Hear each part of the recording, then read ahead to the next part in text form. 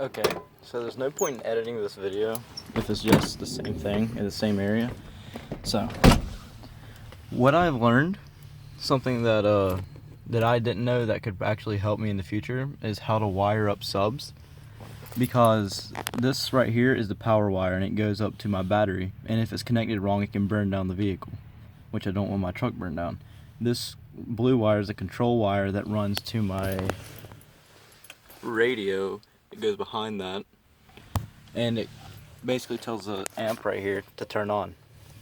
These two black wires are ground wires. This one runs to the radio so that the hot wire will work and make a full connection. This one right here runs under the seat, under that little panel, and I grinded out a one of my bolts where it bolts on, and I put it on there.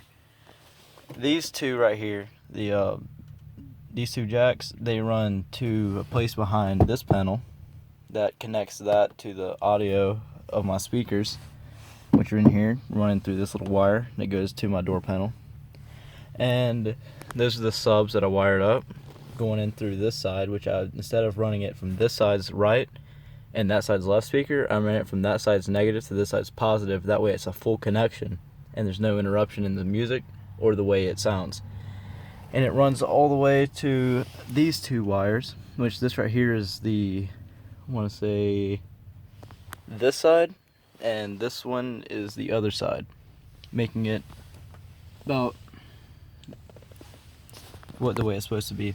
It's a 350 watt amp, which is a lot of power if you're considering the amount of power, but it's not as big as I need. If I had 1,000 watt, I'd have to redo this, get bigger wire, because then I have run the risk of it burning down my truck. I do have a fuse in my hood that does stop that. So the adult thing that I've learned is how to wire up speakers and stuff inside of a vehicle without it running the risk of burning it down or causing a big issue. So it's a very tedious process. It takes a long time, but it's good to know when you have to do something like this.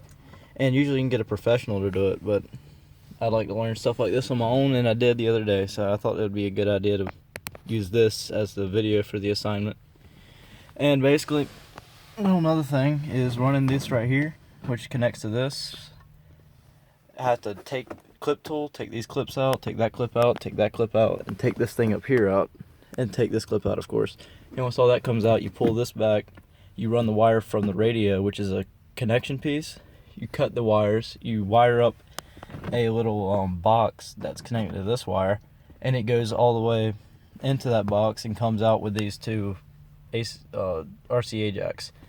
Now, one thing that you do have to be careful of is not to break these, because whenever I put the subs in here, this part right here fell on top of the original ones I had and snapped it right off and about caught the truck on fire, because it was making a full connection to the wire in this cloth right here. As you can see right there, there's a little bit of burn spot. But other than that, it's relatively simple, and it's a good thing that I learned it the way I did, or else there would be no more truck